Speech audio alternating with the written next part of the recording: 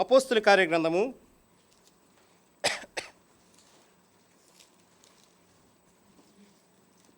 1వ అధ్యాయము 8వ వచనం చదువుకుందాం అందరం కలిసి. Book of acts chapter 1 verse 8 reading all together. అపోస్తుల కార్యగ్రంథము 1వ అధ్యాయము 8వ వచనము అందరం కలిసి చదువుదాం. మీ భాగాన్ని మీ స్పష్టంగా చదవాలని ప్రేమతో మనవి చేయించున్నాను. అయినను పరిశుద్ధాత్మ మీ మీదకి వచ్చిన మీరు శక్తిని ఎదురు కనుక మీరు యెరూషలేములోను యూదయ సమరయ దేశమంతటను బూదిగంతం వరకు నాకు సాక్షులేందరని వారితో చెప్పాను. మొదటి కొరింథీయులకు రాసిన పత్రిక 11వ అధ్యాయము 28వ వచనం అందరం కలిసి చదువుకుందాం. Epistle of Paul written first Corinthians chapter 11 verse 28 reading all together. కొరింథీయులకు రాసిన మొదటి పత్రిక 11:28 అందరం కలిసి చదువుకుందాం. కాబట్టి ప్రతి మనుషుడు తను తాను పరీక్షించుకున్నాను, అలాగ చేసి ఆ రొట్టెను తిని ఆ పాత్రలోనిది త్రాగవలను. ప్రార్థన చేసుకుందాం. ప్రేమగల తండ్రి, నీ మాటలు ఎంతో శక్తివంతమైనది, ప్రభావవంతమైనది. యోగ్యమైన రీతిలో ప్రభా నీ బలలో చేవేట్లో సాయం చేయడం అందరితో మాట్లాడండి. మొదటి వర్తమానంలో అమరత్వగల దేవుడు, సమీపింపరాని తేజస్తో ప్రకాశమైనమైన దేవుడు, పాపక్షమాపణించే దేవుడు, అధికారం ఇచ్చే దేవుడు, రక్షించే దేవుడు, దాన్ని బట్టి వందనాలు స్తోత్రాలు. అలా ప్రభా తండ్రి నీ యొక్క శరీర రక్తంలో పాలు పొందుతున్నాం అందరితో మాట్లాడి కృప చూపిస్తారని యేసు ప్రభువుని ప్రశస్తమైన నామమున స్తుతించి ప్రార్థించి వేడుకున్నాము తండ్రి, ఆమేన్. అందరికి వందనాలండి. Praise lord all of you. చెప్పాలి ప్రైజ్ లార్డ్. Okay right. దేవుని వాక్యం మనం చూసుకునే రీతిగా మత్తయి సువార్త, మార్కు సువార్త, లూకా సువార్త, యోహాను సువార్త 4 సువార్తలు యేసు ప్రభు పుట్టుక కొరకు, యేసు ప్రభు జీవితం కొరకు, యేసు ప్రభు యొక్క మరణం కొరకు, యేసు ప్రభు యొక్క పునరుద్ధానం కొరకు, యేసు ప్రభు సాక్ష్యం కొరకు రాయబడింది అనమాట. ఈ 4 సువార్తలు కూడా చాలా విలువైనవి. మత్తయి సువార్త దేవుని వరాన్ని చూపిస్తుంది, మార్కు సువార్త పరిచారకుని చూపిస్తుంది, లూకా సువార్త మనిషి కుమారుని చూపిస్తుంది, యోహాను సువార్త పక్షిరాజుని చూపిస్తుంది. ఈ 4 సువార్తలు కూడా యేసు ప్రభు యొక్క శిష్యుల్లోని లూకా గారు రాశారు, యోహాను గారు రాశారు, మత్తయి గారు రాశారు, మార్కు గారు రాశారు.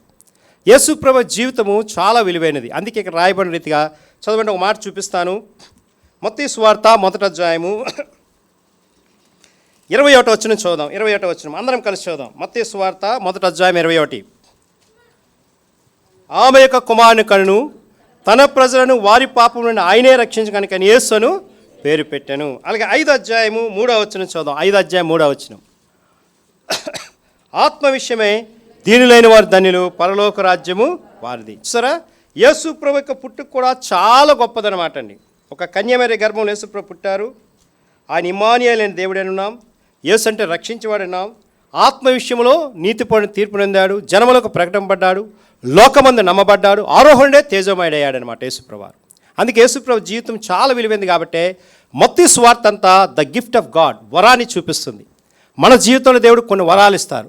కొంతమంది పాటలు పాడే వరం ఇస్తాడు, కొంతమంది ప్రార్థించే వరం ఇస్తాడు, కొంతమంది పరిచయం చేసే వరం ఇస్తాడు, కొంతమంది చెప్పులు స్టాండ్ దగ్గర వరం ఇస్తారు, కొంతమంది సండే క్లాస్ నడిపించే పరిచయం ఇస్తాడు, కొంతమంది అడ్మినిస్ట్రేషన్ చేసే పరిచయం ఇస్తాడు, కొంతమంది తర్వాత వాయిద్యాలు వాచే పరిచయం ఇస్తాడు. అందరికీ ఒక పరిచయం ఇవ్వడు.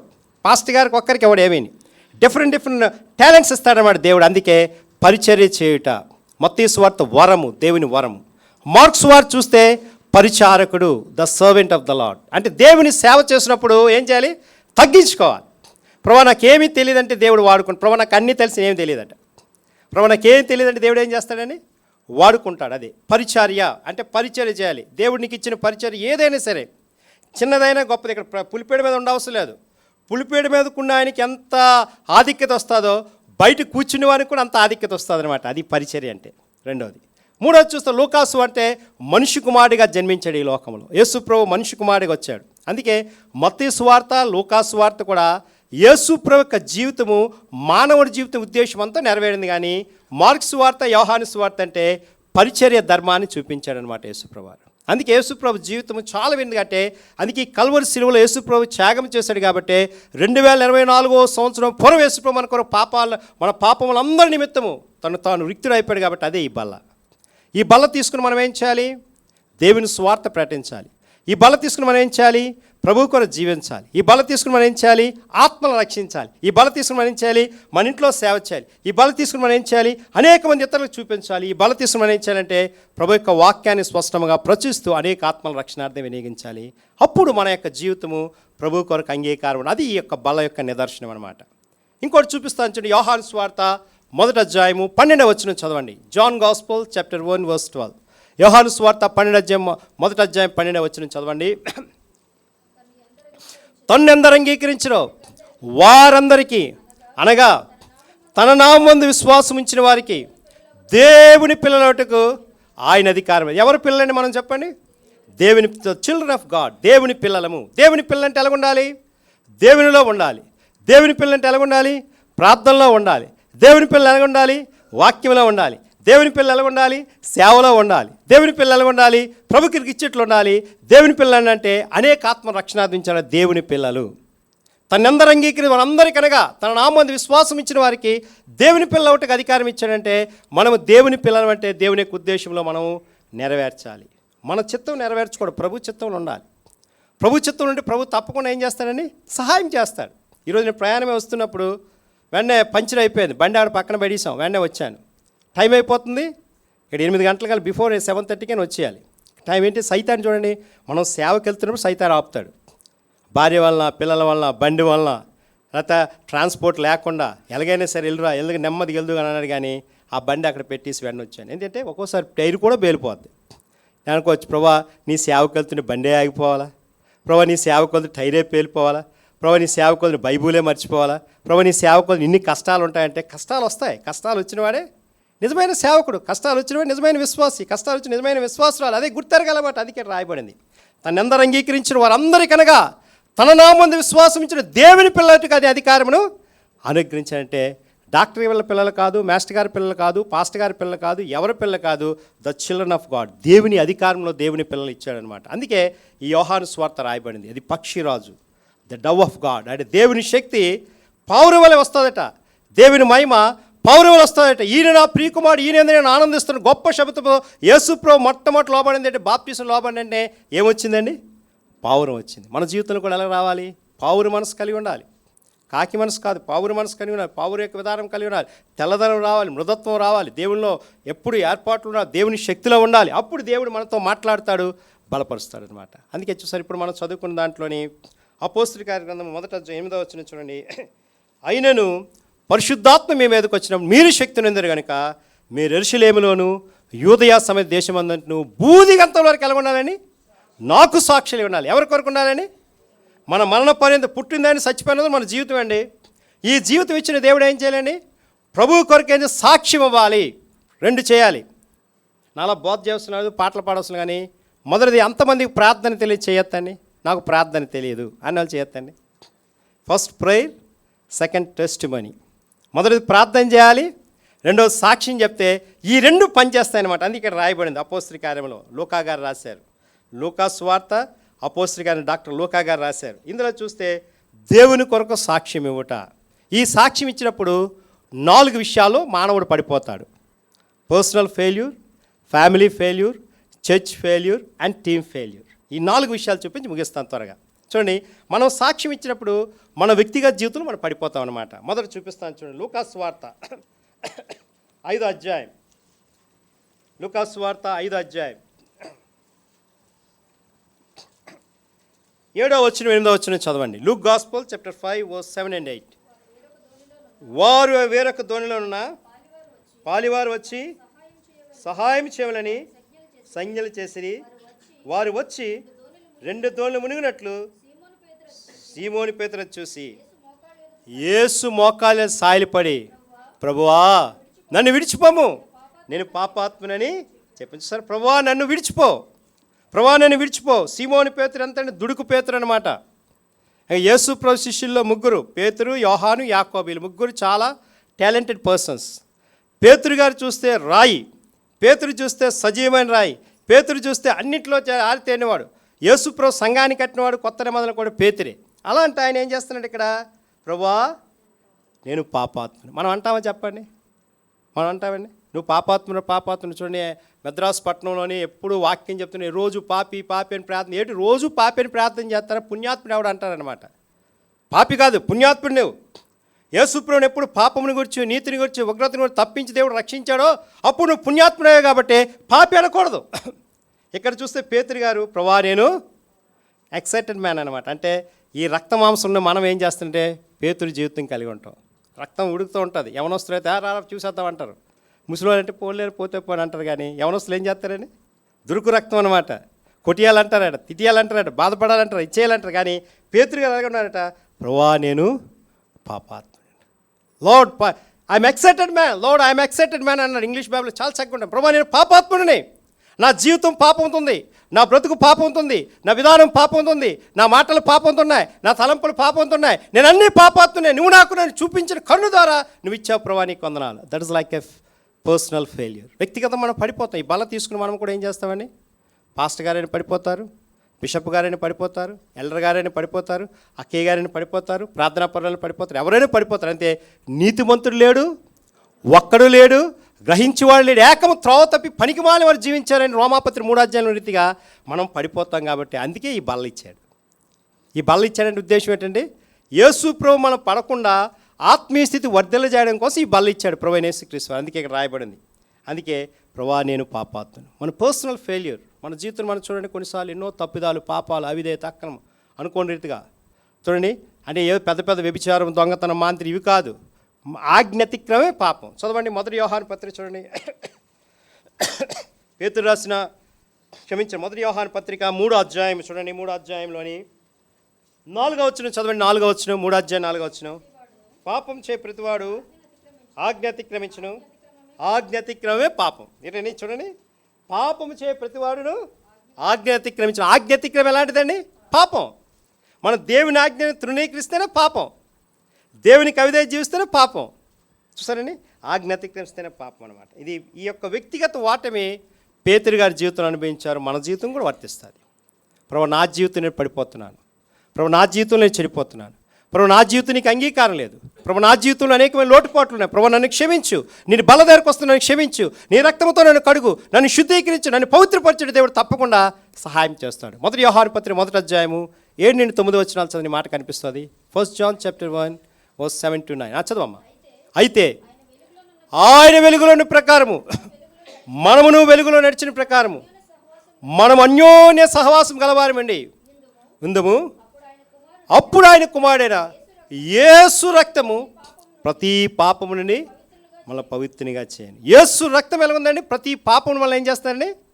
పవిత్రుని చేస్తుంది. యేసు రక్తము ద్వారానే, యేసు శక్తి ద్వారానే, యేసు మహిమ ద్వారానే, యేసు వాగ్దత్తం ద్వారానే, యేసు ధన్యత ద్వారానే ఈ బల్ల ఇవ్వబడింది.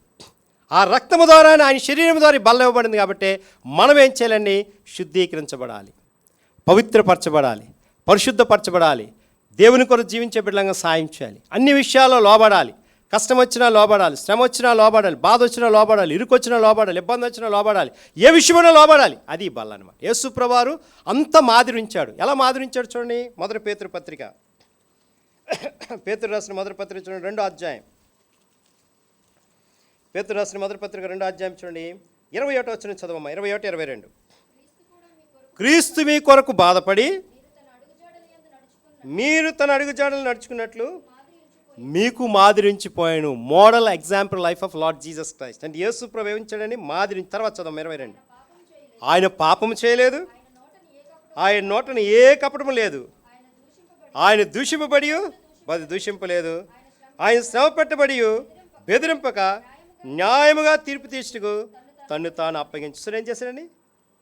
ఆయన పాపము చేయలేదు, పాపం ఎరగలేదు, పాపం లేనివాడు జీవించడం. అది ఈ బల్ల అనమాట.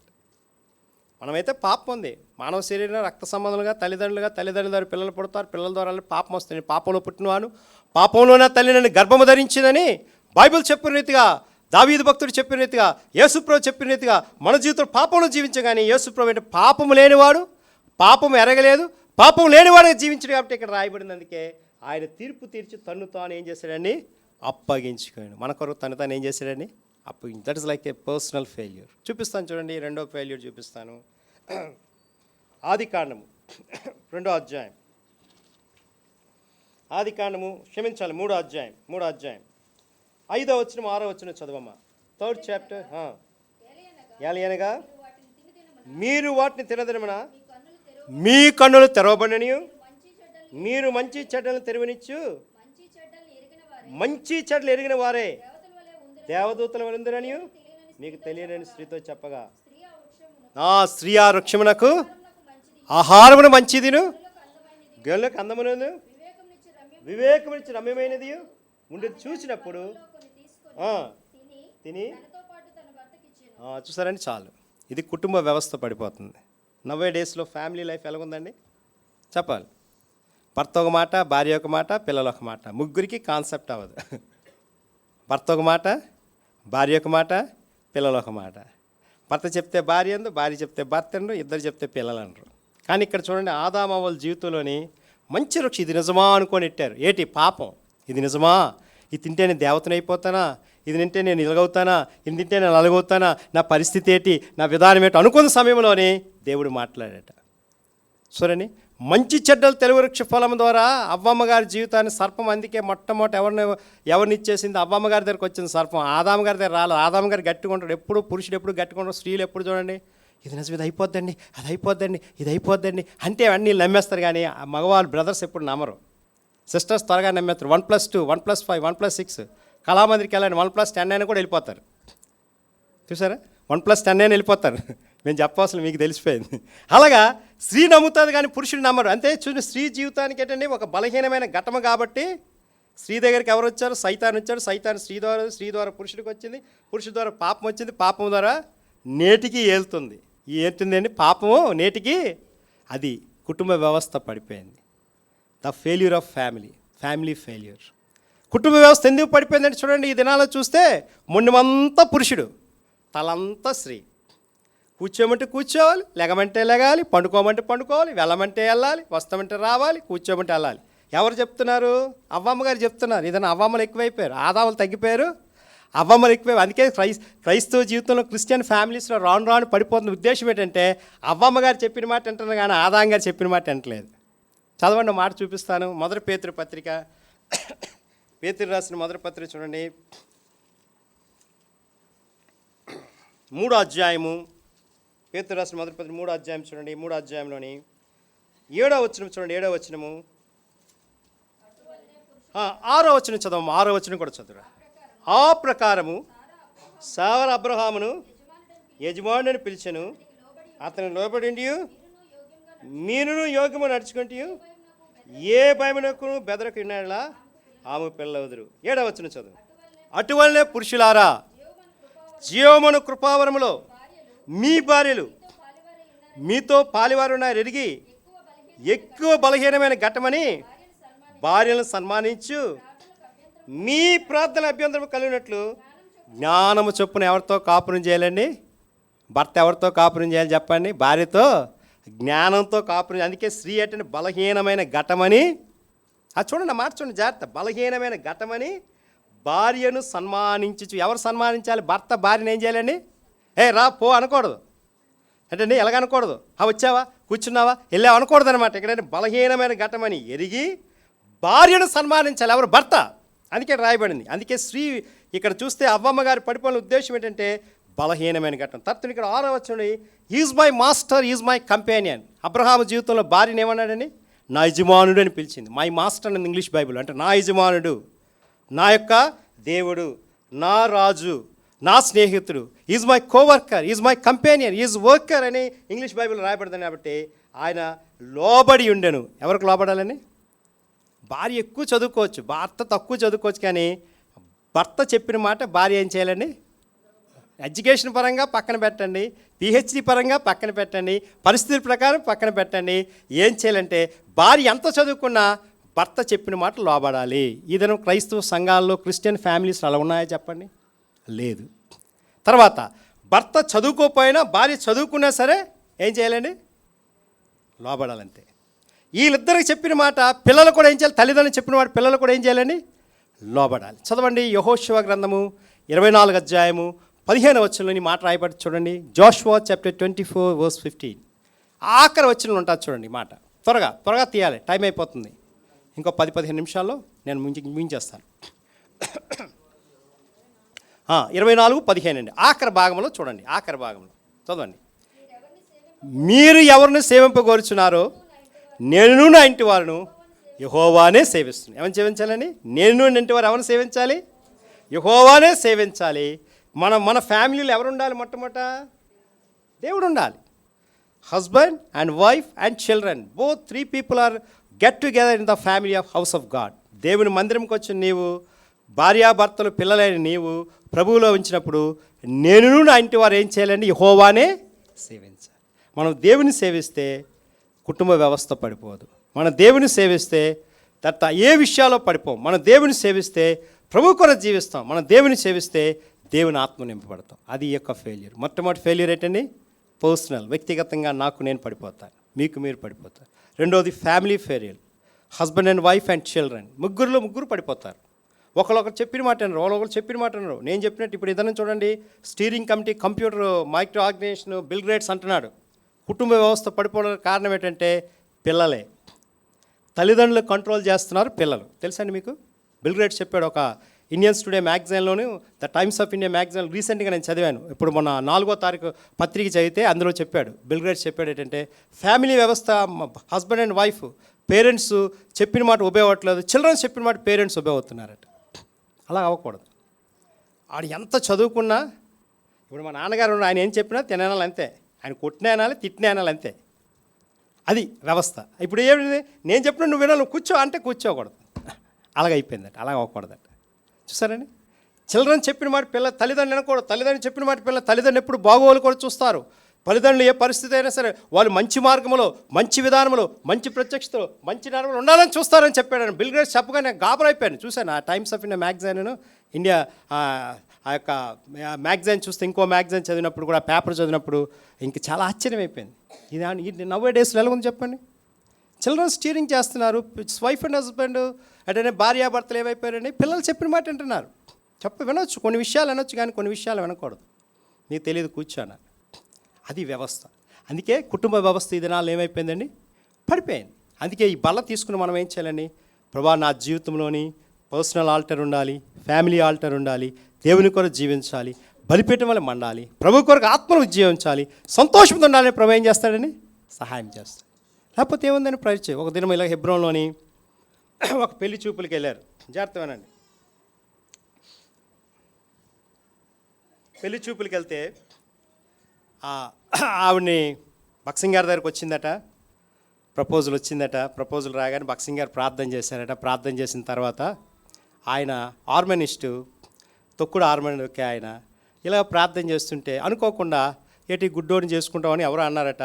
వెంటనే ఫెయిల్యూర్ అయిపోయిందట, మ్యారేజ్ ఫెయిల్యూర్ అయిపోయిందట. ఫెయిల్యూర్ అయిపోగానే ఈ యేసుపాదం గారు, గుడ్డ యేసుపాదం గారు అంటారు ఆయన్ని, మంచి కాన్వకేషన్లో పాటలు కట్టేవాడు, హార్మోనియం వాయించేవాడు, అన్నీ చేసేవాడు.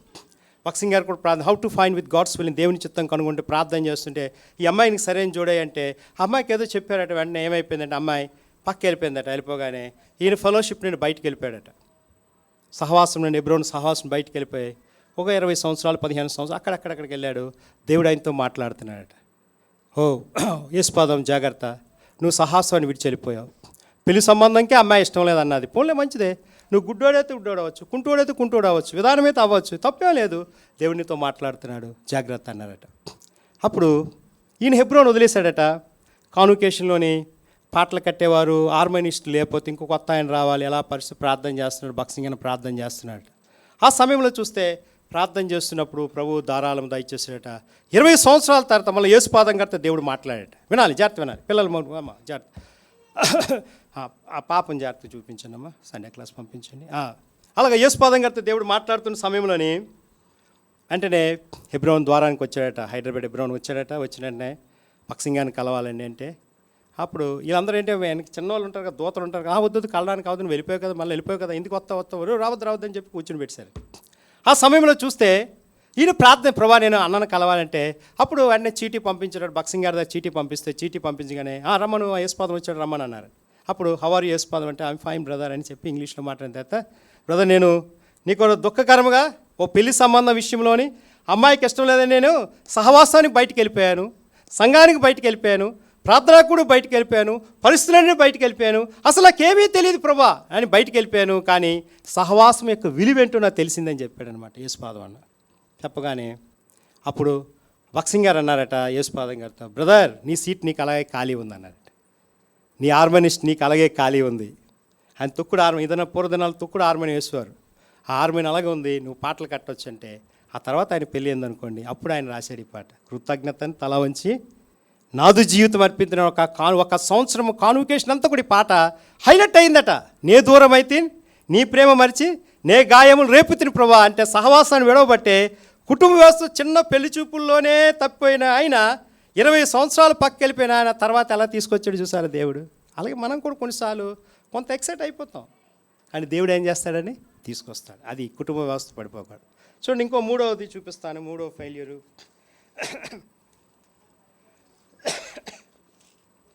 ప్రకటన గ్రంథము 2వ అధ్యాయం. ప్రకటన గ్రంథము 2వ అధ్యాయము 3వ వచనం 4వ వచనం చదవమ్మా. 3వ వచనం 4వ వచనం చదవండి. Revelation chapter 2 verse 3 and 4 and 5 చదవమ్మా. నీవు సహనము కలిగి నా నామము నిమిత్తము భారం భరించి అలయలేదే నీవు నేను ఎరుగుదును. అయినను మొదటి నీకున్న ప్రేమను నీవు వదిలేదివి. నేను నీ మీద తప్పు ఒకటి మోపవలసి ఉన్నది. నీవు ఏ స్థితిలో పడితేవో అది జ్ఞాపకము చేసుకొని మారు మనసు పొంది ఆ మొదటి క్రియలను చేయము. అట్లు చేసి నువ్వు మారు మనసు పొందితేనే సరే, లేని ఎలా నేది ఎద్దుకొచ్చి తీసివేస్తా. చూసారు ఇక్కడ, చూసారండి ఎలా ఉందండి. చర్చ్ ఫెయిల్యూర్, సంఘ ఓటమి. వ్యక్తిగతంగా పడిపోతాడు మానవుడు, వ్యక్తిగత నీకు నీవు నాకు నేను. కుటుంబంలో పడిపోతాం, కొన్నిసార్లు భర్త భార్య, భార్య భర్త, పిల్లలు, తల్లిదండ్రులు అందరూ కూడా పడిపోతారు. కాబట్టి ఆ ఫెయిల్యూర్ చూపించాను. మూడోది చూపిస్తాడండి సంఘ ఓటమి. నువ్వు మారు మనసు పొందితేనే ఆ మొదటి క్రియలను చేయము. అట్లు నువ్వు చేసి మారు మనసు పొందితే సరే, లేని ఏదో నేను ఏం చేస్తాను, దీపస్తంభాన్ని సంఘాన్ని తీసేస్తాడు అంతే. ఇదిగో మనుషుల మీద నివాసాల మీద పాట పాడే మనం ఆరాధన స్టార్టింగ్ అంటే ఆ పాట యొక్క ఉద్దేశం ఏంటంటే, దేవుడు మన మధ్య ఉంటాడు, మనతోనే ఉంటాడు, మన మధ్యతో మాట్లాడతాడు, దేవుని సేవకుని ద్వారా మాట్లాడతాడు, విశ్వాస ద్వారా మాట్లాడతాడు, సంఘము ద్వారా మాట్లాడతాడు, పరిస్థితులతో మాట్లాడతాడు. కాబట్టి దేవుడి యొక్క ఉద్దేశము అలా నెరవేరింది అనమాట. అందుకే నువ్వు మారు మనసు పొందితేనే సరే, లేని ఏళ్ళ నేను యొక్క నుండి దీపస్తంభాన్ని తీసంటే చర్చ్ ఫెయిల్యూర్, సంఘ ఓటమి. The third is church failure, అందుకే సంఘం ఒక్కటని పాట పాడించాను. ఇది నువ్వు సంఘానికి చాలామంది రావట్లేదు, ఆదివారం కూడా రావట్లేదు, నీ అమ్మ కొడుకులు రావట్లేదు. ప్రతి కూడికి మనం రావాలి, ప్రతి కూడికి రావాలి. ఎందుకు బక్సింగ్ గారు, ఈ మాటినాన్న గారు, అభిషేక్ గారు, సిటీ స్టర్ట్ గారు, తర్వాత అమృతరాజు గారు, దాసన్ గారు, పెద్ద పెద్ద దైవజనులు అందరూ, అగస్టిన్ గారు, అందరూ కూడా మందిరంలోని, హెబ్రోన్ యొక్క మందిరంలోని ఒక వేప చెట్టు ఉంటుంది. ఆ వేప చెట్టు దగ్గర ఉండేవారు. ఎంత డ్యూటీ చేస్తున్న వాల్టర్ గారు, జాన్ విక్టర్ గారు, పెద్ద పెద్ద వాళ్ళందరూ కూడా, సైంటిస్ట్ సిఎస్ శామన్, వీళ్ళందరూ కూడా ఆ వేప చెట్టు దగ్గర ఉండి ఆ వేప చెట్టులోనే మందిరం దగ్గరికి వెళ్ళి ప్రార్థన చేసుకునేవారు. మందిరం యొక్క వాల్యూ తెలియాలి. ద చర్చ్ ఆఫ్ గాడ్, దేవుని మందిరం యొక్క వాల్యూ. మనం ఫస్ట్ చదువుకునే దాంట్లో కూడా చూసారా, చిరకాలం నేను దేవుని మందిరం నివాసం చేసేదను, సైన్యములకు అధిపతి యెహోవా నీ నివాసం ఎంతరమేమో యెహోవా మందిరం చూడవాలని నా ప్రాణం ఎంత ఆశపడుచున్నది. సమస్యలు వచ్చిందంటే రీతిగా అది సమస్యలంటే దేవుని ప్రాణము మందిరంకి వస్తే ఆశ్రయం. చూడండి, నువ్వు ఇంట్లో ఎంతో వేదన పడతావు, మందిరంకి వస్తే మంచి వేదన అంతా పోతుంది, నీ మైండ్ పీస్ఫుల్గా ఉంటుంది. చూడండి, మందిరంకి వచ్చి ప్రార్థన చేసుకోండి, మైండ్ అంతా పీస్ఫుల్గా ఉంటుంది. అప్పుడు దేవుని శక్తి నీ మీద. అందుకే నువ్వు మారు మనసు పొంది నీ మొదటి క్రియలు చేయము. నువ్వు మారు మనసు పొందితేనే సరే. నువ్వు మారు మనసు పొందావా? మారు మనసు, మాయ మనసు, దొంగ మనసు, 3 మనసులు ఉన్నాయి మానవునికి. మారు మనసు, మాయ మనసు, దొంగ మనసు. నిజంగా మారు మనసు పొందావంటే పాపముని గురించి, నీతిని గురించి, ఉగ్రతని గురించి, తీర్పుని గురించి తప్పించే దేవుడు, అది మారు మనసు. మాయ మనసు అంటే 50-50, అక్కడెక్కడెక్కడ తినడం. తర్వాత దొంగ మనసు అంటే సగం దేవుడు కావాలి, సగం లోకం కావాలి. దొంగ మనసు అంటే 50-50, దేవుడు కావాలి, లోకం అలా కాదనమాట. ఇక్కడ చూస్తే నిజంగా నువ్వు మారు మనసు పొందితే, నిజంగా నువ్వు పశ్చాత్తాపడితే, నిజంగా నువ్వు ప్రభు బిడ్డ అయితే, నిజంగా వాక్యం తెలుసుంటే. ఇదని మన సంఘాన్ని చూసి హెబ్రోన్ ఒకప్పుడు అమ్మో అగ్ని రానివారు అనమాట. ఒక ఆయన కృష్ణ గారని మంచి ఫ్యాషనిస్ట్, ఆయన రీసెంట్గా నాకు ఫోన్ చేశాడు. కింద సోమవారం ఫోన్ చేశాడు. అన్న, మన ఎలమంచిలి పరిచయకు వచ్చినప్పుడు తీసుకొచ్చిన తర్వాత మాట్లాడిన తర్వాత మొన్న మాట్లాడాను. అన్న, పూర్వ దినాల్లోని మన ఫెలోషిప్ చూస్తే కర్నూలు అయినా, కడప అయినా, అనంతపూర్ అయినా, వైజాగ్ అయినా ఒక రివైవల్ ఉండేదన్న. ఇప్పుడు రాను రాను చూస్తే రివైవల్ కాదు, ఉన్న మారు మనసు కూడా ఆయన పొందాడో లేదు కూడా తెలియట్లేదన్న అన్నాడు అనమాట. ఆయన ఫ్యాక్షనిస్ట్, చాలామంది చంపేశాడట, చాలామంది చంపాడట. ఆయన ఆయన ఆయన సాక్ష్యం చెప్తేనే నాకే చాలా ఆశ్చర్యమైంది. నేను అనేక మంది చంపిన ఆయన బక్సింగ్ గారు వాక్యం చెప్తూ కరపత్ర ప్రకటిస్తూ కర్నూలు పట్టణంలోని ట్రంక్ రోడ్డు గుండా వెళ్తున్న స్వార్థ ప్రకటిస్తున్నప్పుడు నేను రక్షణ పొందానన్న. ఆ చిన్నతనంలో ఉన్న రివైవల్ ఈ దినం ఎందుకు లేదంటే దేవుని శక్తి అమోఘంగా తగ్గిపోయిందన్న. చూసారా, నువ్వు మారు మనసు పొందితేనే నీ క్రియలు నేను ఎడతాను, నువ్వు మారు మనసు పొందితేనే. లేని ఎడల నేను ఎదురు నేను దీపస్తంభాన్ని ఏం చేస్తాడని తీసివేస్తాడు. నువ్వు మారు మనసు పొందితే దేవుడు ఆశీర్వదిస్తాడు. మనం ఎప్పుడు వస్తుందో తెలియదు, మనం ఎలాగొస్తుందో తెలియదు, మనం ఏ విధంగా వస్తుందో తెలియదు. కాబట్టి సిద్ధపడాలి, ప్రభు కొరకు జీవించాలి. That is like a church failure. సంఘ వాటములు ఉన్నావు. ఏ కూడికైనా రావచ్చు. ఎప్పుడు మందిర తలుపులు తెరిచే ఉంటాయి. మన మందిర తలుపులు ఎప్పుడు మూయరు, ఎప్పుడు తెరిచే ఉంటాయి. ఇక్కడే తాళాలు ఉంటాయి, చింటూ దగ్గర ఉంటాయి, మన జానకి గారి దగ్గర ఉంటాయి, ఇదిగో వాళ్ళ ఇంటి దగ్గర తాళాలు ఉంటాయి. ఎప్పుడు తాళాన్ని తీసుకొని ప్రార్థన చేసుకోవచ్చు. నేను చెప్తున్నాను, మందిర తలుపులు దారాలు వెనక మందిరం ముందు మన తలుపులు దారాలు తెరవబడి ఉంటాయి. వచ్చి ప్రార్థన చేసుకోండి, వచ్చి వాక్యం చదువుకోండి, వచ్చి సేవ చేయండి. ప్రభు ఆశీర్వదిస్తాడు. ఈ దినం కాకపోతే తర్వాత నేను బ్లెస్ చేస్తాడు. ముందు ఫస్ట్ ప్రారంభంలో ఏముండదు, తర్వాత నువ్వు సేవ చేసిన వాళ్ళు దేవుడు బ్లెస్ చేస్తాడండి. నా జీవితం నేను అనిపించాను అలాగా. అన్నీ వదిలి వెళ్ళిపోయాను. అక్కయ్య గారి బాలు వదిలేను, అన్నయ్య గారి బాలు వదిలిపోయాను, పిల్లల బాలు వదిలిపోయాను, సేవ చేసిన ఆవిడ చెప్పింది సాక్ష్యం అన్న, అన్నీ వదిలి వెళ్ళిపోయాను. దేవుడు నన్ను బహుగా ఆశ్రయించాడు. నేను అలా పెట్టుకొని ఉంటే నన్ను ఆశ్రయించాడు దేవుడు. నిన్ను ఆశ్రయిస్తాడు, నన్ను ఆశ్రయిస్తాడు, మనల్ని ఆశ్రయిస్తాడు దేవుడు. నువ్వు దేవుని ప్రేరణలో కలిగి ఉంటే, నువ్వు సంఘానికి ప్రాధాన్యత ఇస్తే దేవుడిని కెట్టెట్టుడు హెచ్చిస్తాడు అనమాట. అది గొప్ప ఉద్దేశం. That is like a church failure. ఈ ఫెయిల్యూర్లు ఉండకూడదు. సంఘ ఫెయిల్యూర్. చర్చ్ అంటే ecclesia, calling out of the lord, బయటకు పిలవబడిన వాడు సంఘం. ఎలాంటి సంఘం? ఆత్మీయమైన సంఘం. ఎలా సంఘం? పరిశుద్ధాత్మల సంఘం. ఎలా సంఘము? ఆత్మను ఉద్దేశించబడిన సంఘం. ఎలా సంఘము? ప్రభు కొరకు జీవించే సంఘం, అనేక ఆత్మను రక్షించే సంఘము, ప్రభు యొక్క వాక్యమును ప్రచురించే సంఘము, అనేకుల కొరకు దేవుని స్వార్థను ప్రకటించే సంఘం. ఇప్పుడు దినాల్లో చూస్తే మందిరికి వెళ్ళాలన్న ఎంతో వేదన పడేవారు, కష్టపడేవారు, బాధపడేవారు, శ్రమ పడేవారు. ఈ దినాలు చూస్తే ఎలా ఉందండి? అన్నీ ట్రాన్స్పోర్టేషన్ ఉన్నాయి కానీ మందిరం రావట్లేదు. పూర్వంలో ఆత్మీయత ఇతను ఎందుకు అది లేదంటే రాను దిగజారిపోతున్నారు. నాకు అన్నీ తెలుసు, మీరు నాకు చెప్పొద్దని ఎత్తున్నారు. అలా అనకూడదు. ప్రభు నాకేమీ తెలియదంటే దేవుడు అన్నీ ఇస్తాడనమాట. అందుకే రాయబడింది. ఈ ఎఫ్ఎస్సి సంఘం పడిపోవడానికి కారణం ఏంటంటే అదే గొప్ప ఉద్దేశం. నీ మీద ఒకటి నేను తప్పు మోపవలసి ఉన్నది. జాగ్రత్త sister and brother, children and Sunday school children, youth leaders and youth people, youth యవనస్తురాలు గమనించండి. నీ మీద నేను తప్పు మోపవలసి ఉన్నది. దేవుడు చూపిస్తాడు, అలా చూపిస్తాడు. నువ్వు ప్రభు కొరకు జీవించకపోతే, ప్రభు యొక్క వాక్యంలో లేకపోతే, ప్రభు యొక్క సేవలో లేకపోతే, ప్రభు యొక్క భక్తిలో లేకపోతే, ప్రభు యొక్క విధానం లేకపోతే, నేను నీ మీద తప్పు ఒకటి మోపవలసి ఉన్నది. That is like a church failure.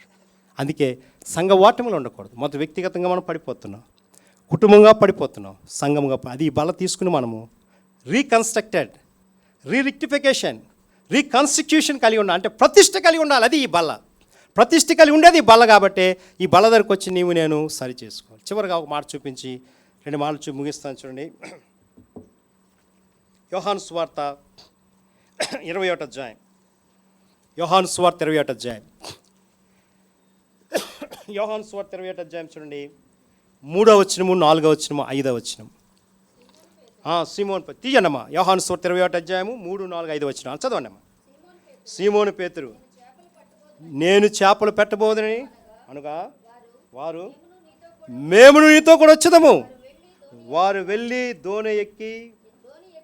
దేని ఎక్కిరి కానీ ఆ రాత్రి ఏమీ పట్టలేదు. సరేండి, చేపలు పట్టడానికి వెళ్ళారు. ఒక టీమ్గా వెళ్ళారు. ఇప్పుడు దినాల్లో సువార్త ప్రకటన ఎలాగొలేవారండి? టీమ్కి వెళ్తాను. ఈ దినం ఎలాగొన్నారు? రాను సువార్త అనగానే ఏంటండి, ఇంక బయట చూస్తే చాలా దారుణం అయిపోయింది.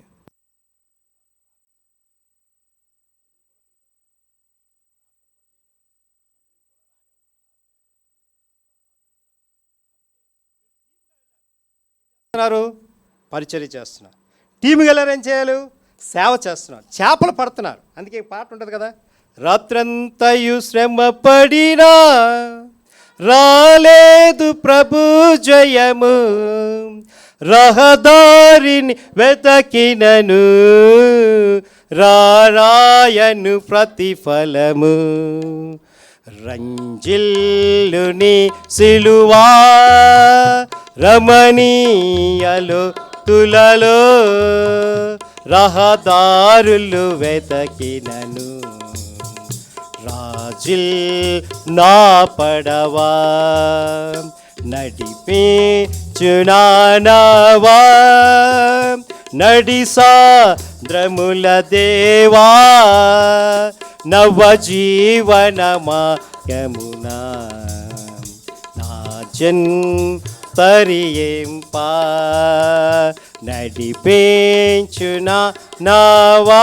ఈ మానవ యాత్రలో నుంచి సాగుతున్నప్పుడు ఎన్నో శోధనలు వస్తాయి. ఈ జీవిత నావతలు వచ్చినప్పుడు నువ్వే నా నాయకుడు. వారు యేసును గుర్తుపట్టారు. ఆ టీంలో ఎవరున్నారండి? మన టీంలో ఎవరు ఉండాలండి? చెప్పాలి, ఎవరు ఉండాలండి? యేసు ఉండాలి. యేసు ఉంటే మన దేవుని యొక్క కార్యాలు అమోఘము జరుగుతాయి. That is like a team failure. అందుకే ఈ దినాల్లో చూస్తే సంఘాలు రాను రాను దిగజారిపోయాయి. అలా ఉండకూడదు అనమాట. రాను రాను అభివృద్ధి పొందాలి, విశ్వాసములు ఉండాలి, ప్రేమలో ఉండాలి, సేవలో ఉండాలి, భక్తిలో ఉండాలి, పరిశుద్ధత ఉండాలి, అమోఘమైన విశ్వాసం. అప్పుడు దేవుని ఆశీర్వాదం ఉంటుంది. ఎప్పుడో దైవజనులు పాతోలు అగస్టిన్ గారు, మార్టిన్ గారు, కోషి గారు, అతను లాజరస్ అన్న గారు, ఫిలిప్ గారు, పెద్ద పెద్ద 7 గొప్ప గవర్నింగ్ బాడీ మెంబర్స్ అందరూ వెళ్ళిపోయినా సరే ఫస్ట్ తరం గతించిన, రెండో తరం గతించిన సహవాసాన్ని విడవకూడదు. అది ఇక్కడ రాయబడింది. That's like a team failure. ఆ సహవాసంకి విధానం గుర్తెరిగితే దేవుడు ఆశీర్వదిస్తాడు. అందుకే అపోస్తులు బోధయందును, సహవాసమందును, రొట్టె విరిచిటి ఎందును, ప్రార్థన చేయటందును ఎడత కలిగి ఉన్నారట. ఎలాగున్నారండి? ఎడత ఎప్పుడు ఉన్నారండి. అందుకే అపోస్తల కార్య గ్రంథ చేతిలో సాక్ష్యం ఇచ్చారంటే మొట్టమొదట 12 మందితో శిష్యులు ఏర్పడ్డారు సంఘం. రెండోది 20 మంది, మూడోది 50 మంది, నాలుగోది 70 మంది, మూడోది 120 మంది, నాలుగోది 3,000 మంది, తర్వాత 5,000 మంది. యోదయ సమయ దేశాల్లో సంఘం ఏర్పడిందంటే అర్థం ఏంటండి? That's like calling of the lord. దేవుని కొరకు ఎక్లియాషియా బయటకు వచ్చారు కాబట్టి సంఘం ఏర్పడి మొట్టమొదటి 12 మంది శిష్యులు కూడా ప్రభువు కొరకు ఆత్మలు అర్పించారు, వాక్శక్తితో నింపబడ్డారు. తోమా గారు మన స్వార్థ ప్రకటించారు. గత టైంలో చెప్పాను, 3 వారాల క్రితం వాక్యం చెప్పాను. తోమా నీళ్ళేస్తలుగా అయిపోయాయి. ఎంత పరిశుద్ధత వచ్చింది, ఎంత విమోచన వచ్చింది, ఎంత శక్తి వచ్చిందంటే అది గొప్ప విధానం. కాబట్టి అలా పరిచయం చేశారు. అది సంఘం. సో ఆ సంఘంలో ఉన్న నీవేం చేయాలని? సహవాస ధర్మాన్ని మర్చిపోవాలి. వీరు అపోస్తుల బోధ ఎందును, సహవాసమందును, రొట్టె విరిచిటి ఎందును, ప్రార్థన చేయటం ఎందును ఎడతెక్కలేరు. కాబట్టి అందుకే ప్రతి వారు కూడా సాక్ష్యం ఇచ్చే సంఘం ఉండాలి. అందుకే ఈ 4 ఫెయిల్యూర్లు గుర్తెరు. మొదటి పర్సనల్ ఫెయిల్యూర్, రెండోది ఫ్యామిలీ ఫెయిల్యూర్, మూడోది చర్చ్ ఫెయిల్యూర్, నాలుగోది టీమ్ ఫెయిల్యూర్. ఈ 4వది చూస్తే ఈ సముద్రము పేతురు గారికి అరేబియా సముద్ర తీరము, తిబేరియా సముద్ర తీరము, మధ్యధర సముద్ర తీరము, గలయ సముద్ర తీరంలో చేపల్లో ఎక్స్పర్ట్ అనమాట పేతురు. అలాంటి ఆయన వల వేయండి అని యేసుప్రభు అనగానే దరి చేరగానే కాలు చిన్న చేపలు నిప్పును అలాగా తీసుకొని యేసుప్రభు చెప్పగానే వెంటనే 153 గొప్ప చేపలు వచ్చాయంటే అర్థం ఏంటి తెలుసా? నువ్వు ఇతరుల కొరకు చెప్పే సాక్ష్యం ఎప్పుడో ఒకప్పుడు పనిచేస్తుంది, ఎప్పుడో ఒకప్పుడు పనిచేస్తుంది. ఒక ఆయన చెప్పాడు రీసెంట్గా, ఒక సినిమా యాక్టర్ చెప్పాడు, ఒక ఆయన పొలిటీషియన్ కూడా చెప్పాడు, రాజకీయం ఒకటముగాను కిరీటము ఉంటామని ఆవిడేదో ఇలా అనేసిందట. ఆ వాక్యం పట్టుకొని చెప్తున్నాడండి ఆయన. చాలా ఆశ్చర్యం అయిపోయింది నాకు. ఆవిడ ప్రార్థన చేస్తే రాజకీయం ఒకటముగాను అభిషేక్ కిరీటంగా నీకు ఇస్తాడు యెషయా గ్రంథంలో వాక్యం చెప్పి చదివేసి ప్రార్థన చేసిందట. ఆయన అంటాడు ఆ వాక్యం నాకు పనిచేసింది అన్నాడు. పేరు చెప్పను, చూసారా, ఆ వాక్యం నాకు పనిచేసింది అన్నాడు. చూసారా, జస్ట్ చిన్న wording the word of God, చిన్న వర్డింగే ఆవిడ ఇలా అన్నాడట. అంతే ప్రార్థన చేసిందట, దేవుడు అభిషేకించాడట. అంటే దేవుడు చేయాలంటే చేస్తాడు. కొంతమంది మనవాళ్ళు కూడా, కొంతమంది ఏంటండి దేవుని స్వార్థ ప్రకటించి ప్రార్థన చేసి ఆత్మీయ వర్ధనలు ఏంటంటే అన్యులకు వెళ్ళిపోతున్నారు, అన్యులైన వారు క్రైస్తువులు మారిపోతున్నారు. అలా ఉండకూడదట. ప్రభు కొరకు జీవించి నీవు ఈ 4 ఫెయిల్ ఉన్నారు గుర్తెరుగుదాం. మోకరించని ప్రార్థన చేసుకుందాం. ప్రతి మనుషుడు తను తాను పరీక్షించుకొని అలాగ చేసిన రొట్టెని తిని ఆ పాత్రలోనిది త్రాగవాలి.